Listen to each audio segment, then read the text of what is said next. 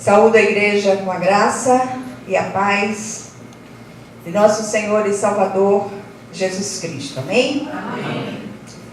Vamos abrir nossa Bíblia hoje no livro de Números, capítulo 20, e vamos ler do versículo 8 até o versículo 12. Números, capítulo 20, do versículo 8 ao 20. As crianças, não sei se tem criança no templo, acho que tem só pequenininha. Duas. Números capítulo 20, versículos do 8 até o 12. Diz assim a palavra do Senhor. Toma o bordão, vou ler do versículo anterior, 7. Disse o Senhor a Moisés: toma o bordão, ajunta o povo, tu e Arão, teu irmão, e diante dele falai a rocha e dará a sua água. Assim lhe tirareis água da rocha e dareis a beber à congregação e aos seus animais. Então Moisés tomou o bordão de diante do Senhor, como lhe tinha ordenado. Moisés e Arão reuniram o povo diante da rocha, e Moisés lhe disse: ouvi agora, rebeldes, porventura faremos sair água desta rocha para vós outros?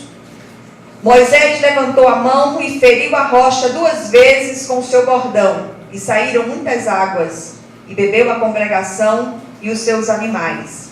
Mas o Senhor disse a Moisés e a Arão: visto que não crestes em mim, para me santificardes diante dos filhos de Israel, por isso não fareis entrar este povo na terra que lhe dei.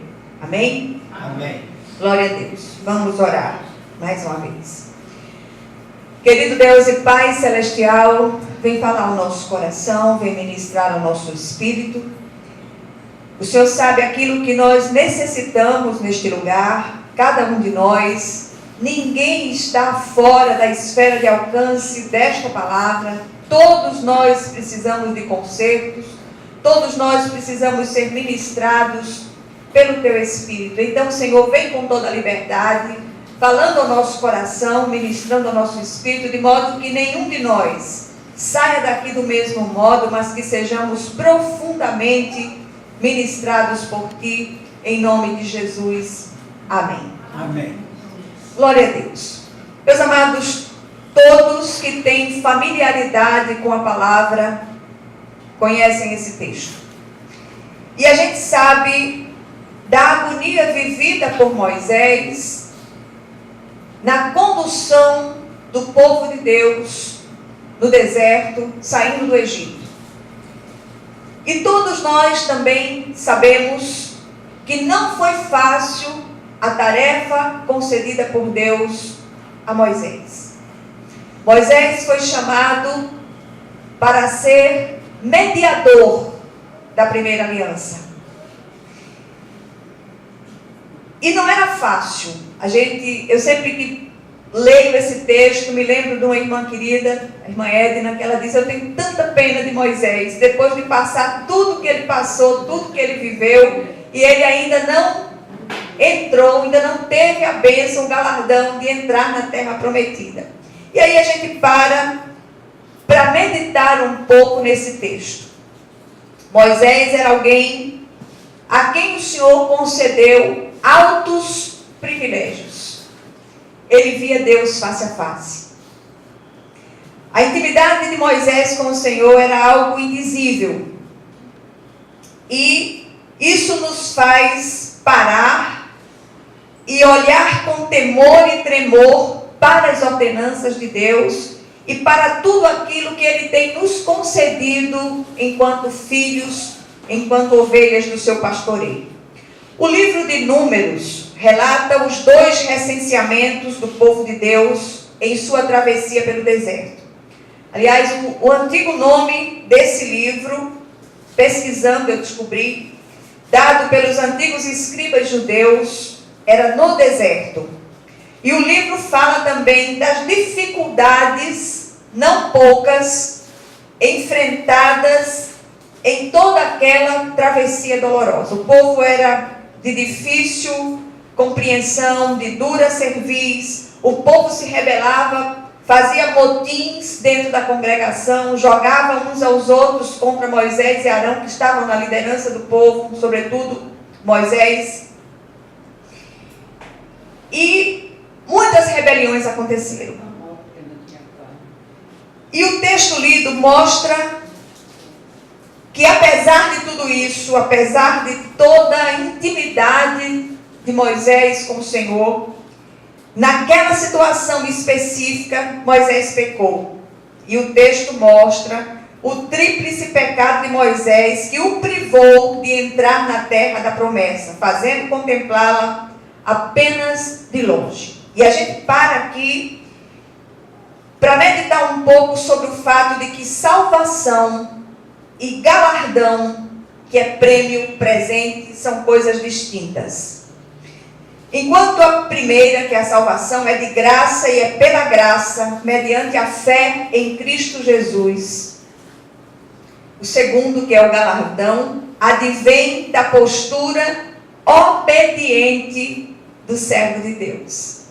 Moisés foi obediente em muitas coisas, mas faltou aquela situação, resolver aquela situação do temperamento do próprio Moisés. E isso a gente para e estremece nas bases.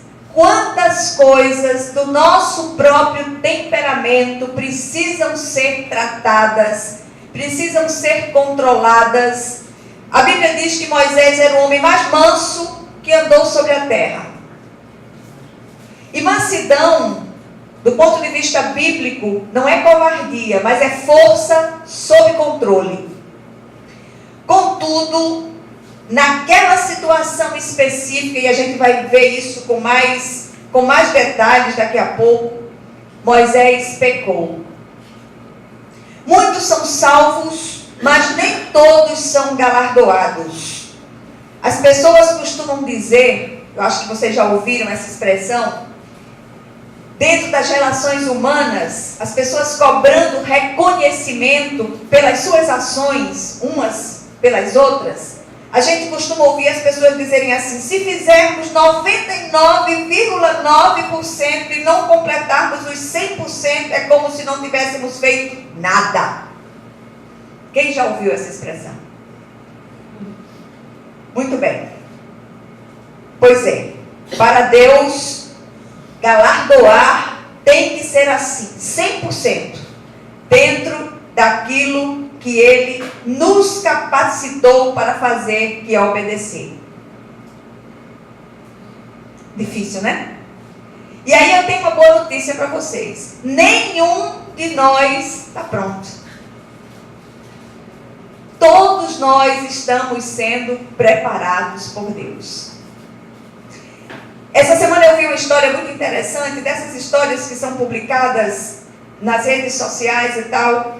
E a história contava o seguinte: um rapaz, um garoto, muito iracundo, ele se enfurecia com tudo. E esse rapaz, e o pai pensando como poderia ajudar aquele rapaz. E aí ele teve uma ideia, pegou um pacote de pregos grandes e disse: toda vez que você se irar, você vai pregar um prego nos morros da cerca. E toda vez que ele se irava, ele passou a bater o prego ali, naquelas madeiras da cerca. No primeiro dia ele bateu 39 pregos.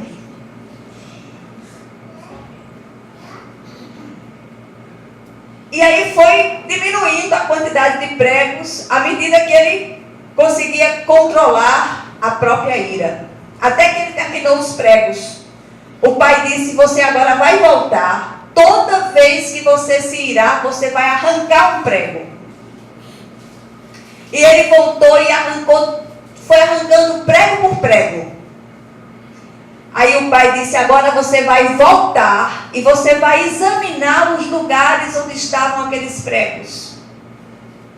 E perguntou: o que foi que você viu? Ele disse: as madeiras estavam rasgadas, os rasgos cada vez maiores, havia lugares em que a madeira estava imprestável. Ele disse: assim ficam os corações com os quais você fica irado.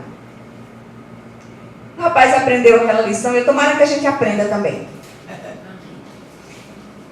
Com Jesus é tudo ou nada. Se Ele nos capacitou a obedecer, obedeçamos. Aqui não há meio termo. E a palavra diz, através do profeta Jeremias, capítulo 48, versículo 10, ele diz: maldito aquele que faz a obra do Senhor relaxadamente. Como essa é uma igreja que tem muitos advogados, certamente alguns entrariam para fazer a defesa de Moisés. A Bíblia diz que a quem muito é dado, muito lhe será cobrado. E obedecer é sempre melhor e menos doloroso que sacrificar. Enquanto estamos deste lado da eternidade, há sempre tempo de mudanças, não importa a idade que você tenha. E nós somos um povo escolhido, um povo de propriedade exclusiva de Deus, chamados para ser a nação santa, o povo eleito, o sacerdócio real, povo de propriedade exclusiva de Deus. E o Senhor vai trabalhando em nós para que nós sejamos habilitados a carregar esse título. As ordenanças de Deus são inegociáveis e o Senhor não usa a metodologia humana da aprovação por média final. Isso, eu repito, com relação a galardão. Muitos serão salvos como pelo fogo. Vão embora da terra sem nunca ter experimentado as bênçãos que poderiam ter experimentado aqui. Começando pelo seu próprio filho, Jesus, que cogitou a possibilidade de não experimentar o cálice amargo do Calvário. Mas logo em seguida, na sua oração de agonia profunda, ele nos ensina a lucidez de acrescentar à sua petição o difícil, mas necessário: contudo, seja feita a tua vontade, não a minha. O relato da experiência de Moisés nos faz estremecer nas bases. Se olharmos apenas com os olhos humanos para aquela situação, eu tenho certeza que os advogados fariam aqui uma bela peça de defesa de Moisés. Se olharmos apenas com esse olhar humano, acharemos que Moisés tinha toda a razão. Eu sei o que é a gente lidar com o controle da ira. Essa tem sido uma das áreas mais nevrálgicas da minha vida. Tem dia que eu estou com vontade de voar na goela do povo.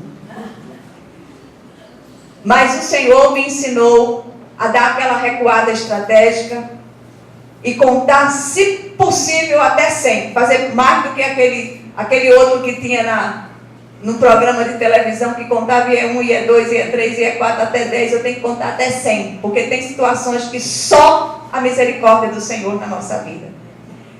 Mas eu acho que se tivessem me dado os pregos para pregar na cerca, eu acho que já tinha diminuído um bocado de prego.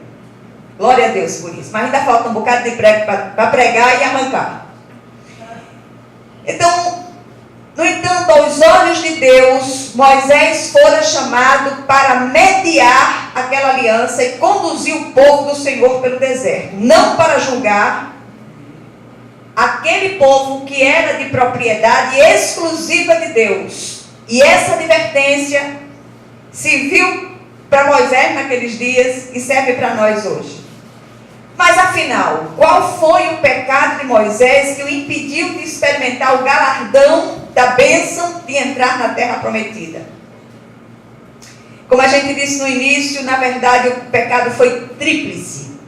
Primeiro, Moisés perdeu a paciência com o povo, que mesmo rebelde, era povo de Deus.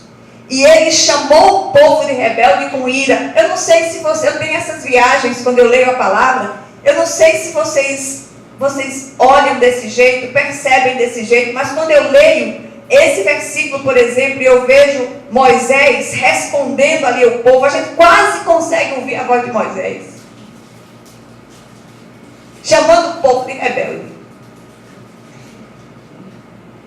E o Senhor diz que se a gente chamar o irmão de tolo, olha só que coisa séria, se a gente chamar o irmão de tolo, a gente está sujeito ao inferno de fogo. Misericórdia. Mas vamos seguindo aqui. O Senhor é o único juiz e soberano Senhor, como já fora dito. Do ponto de vista humano, Moisés até tinha razão de se impacientar. Não era, dona Edna? Tinha razão. Sabemos que não só naqueles dias, mas ainda hoje tem aqueles que são de difícil convivência dentro das comunidades. Agora deixa eu dizer uma coisa a vocês, deixa eu fazer uma revelação aqui. Quando o Senhor permite tais situações ou tais pessoas, Ele quer nos ensinar algo. Ele usa essas pessoas como santos formões para esculpir em nós o caráter do seu Cristo.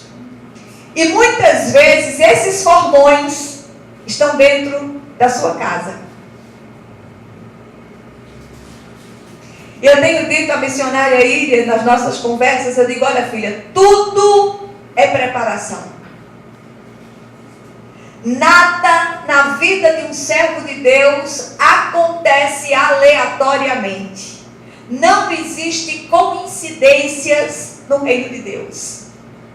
Tudo tem propósito santo e santificador do Senhor na nossa vida.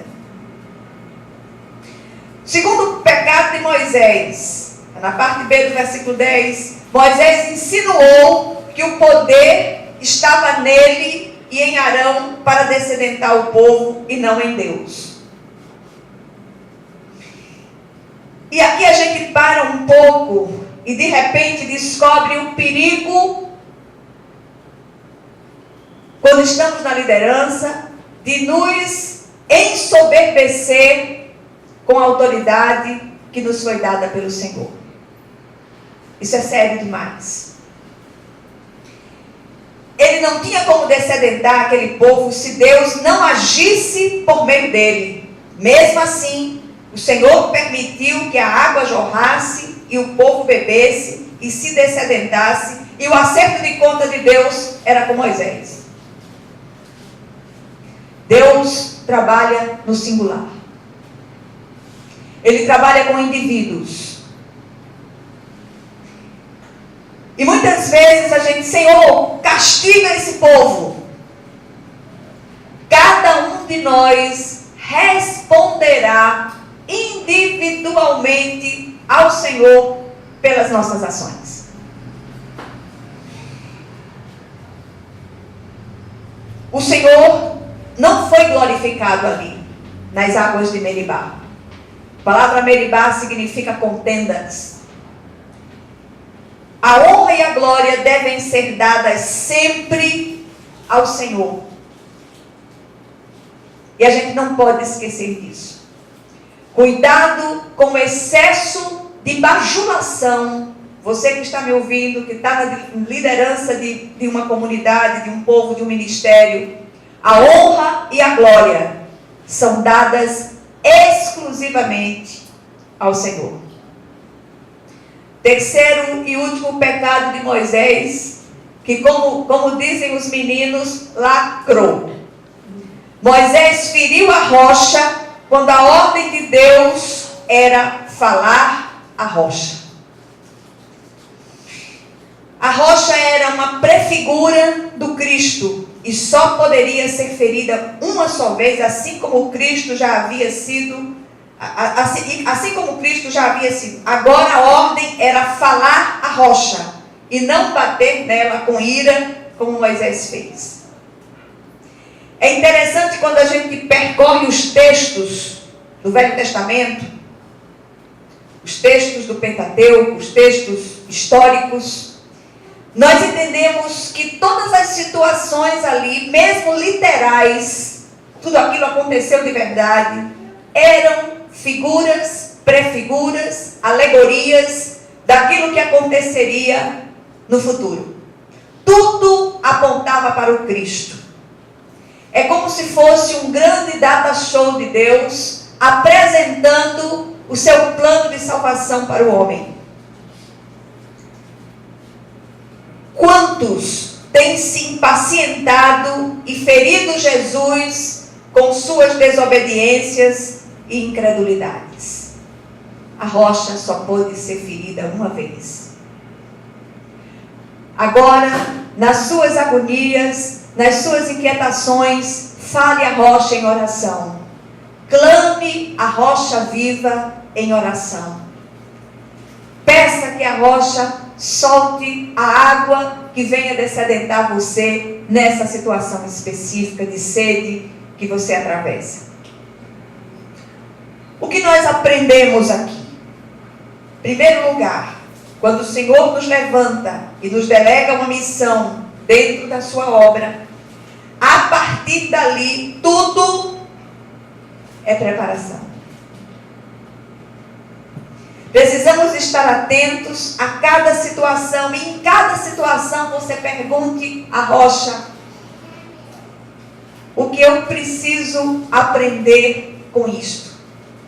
O que esta situação pode me ensinar? Não é fácil pastorear e não podemos exortar ou repreender com ira. Embora a exortação seja uma ferramenta lícita, ela tem que ser feita em amor. O próprio Paulo, ele fala sobre isso, dessa necessidade da gente se admoestar e exortarmos mutuamente uns aos outros em amor. Não podemos esquecer que o rebanho é do Senhor, não nosso. Às vezes a gente chega na comunidade e tem 4, 5 pessoas. Onde houver 2 ou 3 reunidos no nome do Senhor, ali Ele está presente. Eu já não me entristeço mais com isso. Se tiver 2 ou 3, a gente sobe e prega. E entrega a palavra. E o nome do Senhor é glorificado. Cada um de nós dará contas de si mesmo a Deus. Segundo lugar, segunda lição do texto: não podemos abusar da autoridade a nós delegada. Ela tem limites. A maior de todas as autoridades é do Senhor e não nossa. Não há poder em nós mesmos. O poder é de Deus e não nosso. Tudo que temos, sabemos, recebemos e somos, vem dele e é para a glória excelsa e exclusiva dele. Nada que fazemos é para a autoglorificação. A única estrela da igreja é a brilhante estrela da manhã, chamada Jesus, o Cristo de Deus. Amém. E terceira e última lição do texto: obediência ao Senhor é inegociável, e quanto a isto não há acepção de pessoas. Moisés fez muito, mas não fez tudo. Deus é galardoador, presenteador dos que o buscam, mas não aprova com média final. Moisés precisava ter glorificado o Senhor nas águas de Meribá. Ao falar a rocha, o milagre seria infinitamente maior. Já imaginou você falar a uma rocha inanimada e a rocha soltar a água sem precisar ser ferida, sem precisar ser batida? Era isso que Deus queria, e o Senhor seria poderosamente glorificado ali. Aquela rocha inanimada, repito, prefigurava o Cristo, e ele só pôde ser ferido uma só vez, para que alcançássemos salvação e galardão. Amém? Amém. Eu queria que você curvasse agora